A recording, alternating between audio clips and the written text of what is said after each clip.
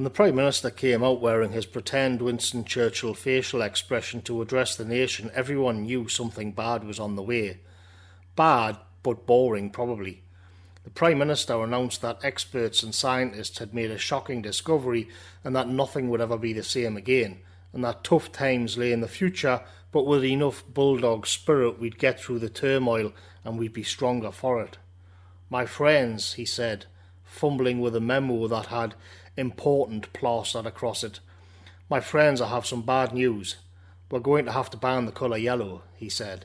You see, scientists and experts, after painstaking research and alliance with a multitude of international bodies, had discovered that yellow, the colour yellow, was actually a severe health risk.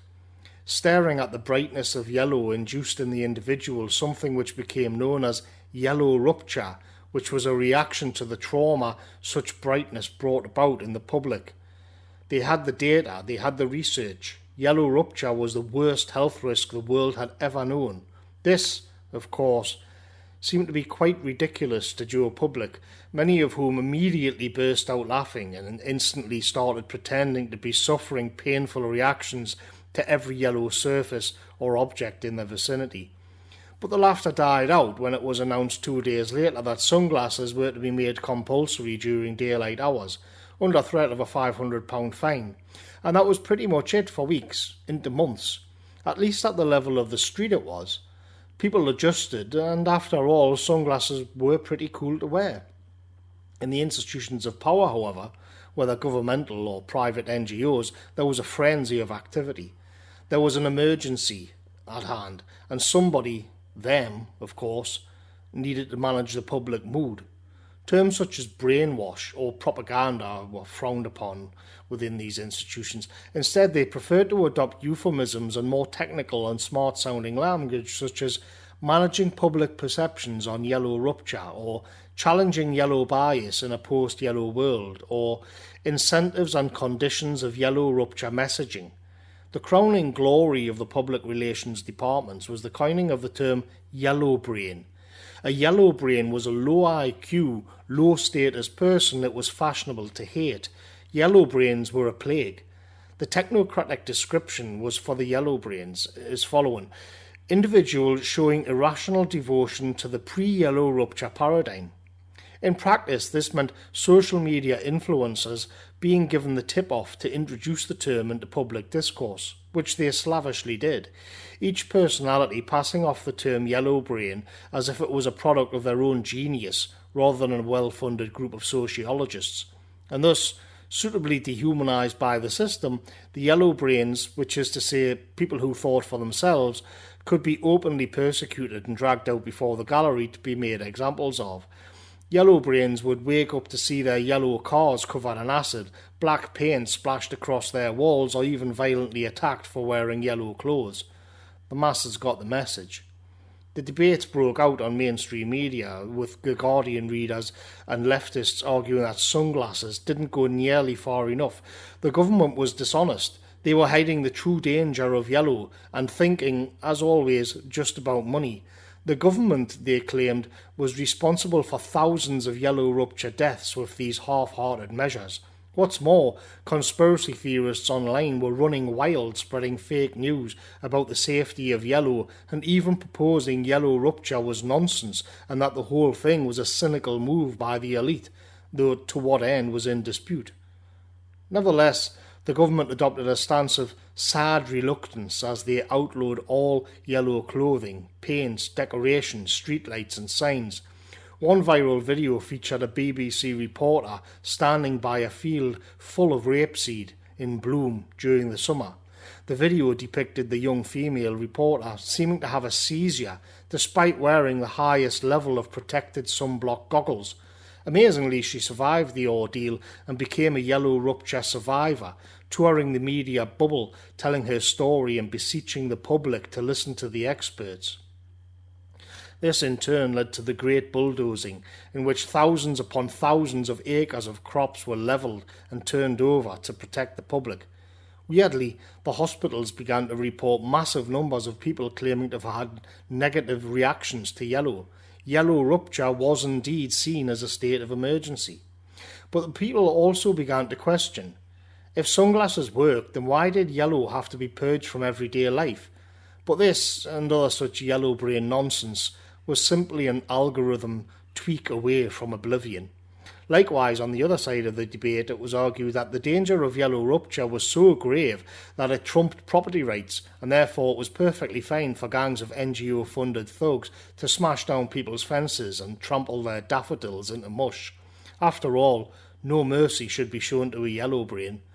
The dichotomy emerged of one side who thought they were living inside of a nightmare, and others who claimed to be resisting stupidity, selfishness and greed.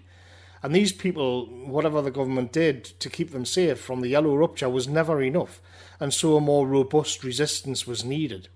The resistance struggled along with only a few $1 billion of funding from giant corporations as they fearlessly bullied their fellow citizens into compliance. Amazingly, the actual government always gave in to their demands too, listening to the grassroots, they called it. The resistance was, naturally, made easier by the fact social media companies would simply ban skeptics online and police would raid their homes in the real world. Nevertheless, bit by bit, step by step, the war on yellow was going well enough. The United Nations issued guidelines on shades of yellow, and cards were issued by the millions so that the public could test objects against the yellowness scheme. One of the largest obstacles that had to be overcome was the fondness for yellow in the public mind, with its associations with warmth and happiness and summer. Experts decided that this came down to a language game, and so the word yellow was dropped from all media and all institutions to be replaced by the term Y1, and yellow rupture would become YR. As always, big tech was on hand to purge the entire internet of the term yellow and replace it with Y1, and each night the mainstream news reported on the cases of YR that had swamped the hospitals that day. And it worked. After a time, the public forgot how yellow made them feel, and because they never saw it in their lives anymore, it drifted away from their consciousness. It was a war like nobody had ever seen before, all-encompassing, all-consuming, all that mattered. The last bumblebee was paraded live on TV, locked in a transparent blue box, to frenzied celebrations across the land, then publicly gassed, live on air. The seashores had long been a problem. There's a lot of golden sand after all, but scientists solved the problem by dyeing the sea black, so eventually the sand became saturated with safer, greyer colours. The greying of the beaches was one of the proudest moments of the elites. Going live on TV and across all social media sites, they boasted at length that the issue of the beaches and the seaside had been a great one, but now it was finally possible to visit the seaside again, providing you wore level 9 sunglasses at night while stayed firmly on the dyed grey sands. You could enjoy it all once again. They promised things would go back to normal. It's just that this was the new normal, safer than the last normal. Having purged the Western world of the world of yellow, or Y1, and having managed to replace the collapsed food market with synthetic protein blocks, all coloured by either grey or white, the experts and the elites finally got down to the core problem of all of this. What do we do about the sun? This, then, broke down into two camps. Neither questioned the existence of yellow rupture or its seriousness, of course. Instead, it was a debate over whether the problem of the sun should be dealt with externally, meaning block it out at high altitude via some chemical compound, or internally, which usually came down to forcing eye surgery on the masses so they couldn't see it, or the enforced wearing of neck braces so people could only look down. And it was here that the dialectic finally began to rest, to settle into a new political paradigm. The external versus internal debate, as it would become known, could never really be resolved, and a person's political identity could be tailored to which side of that debate they agreed with, at least within mainstream circles. YR deniers, yellow brains of course, being simply jailed, banned or written off as unhinged maniacs. The debate over whether to block out the sun or surgically alter the individual allowed the political and media class to celebrate their own genius. After all, times had been tough, and here they were engaging in robust political debate at the end of it all. Liberalism and the marketplace of ideas had come through in the end, and what's more, almost everybody was invited to take part. And so it came to pass when the experts banned the colour yellow.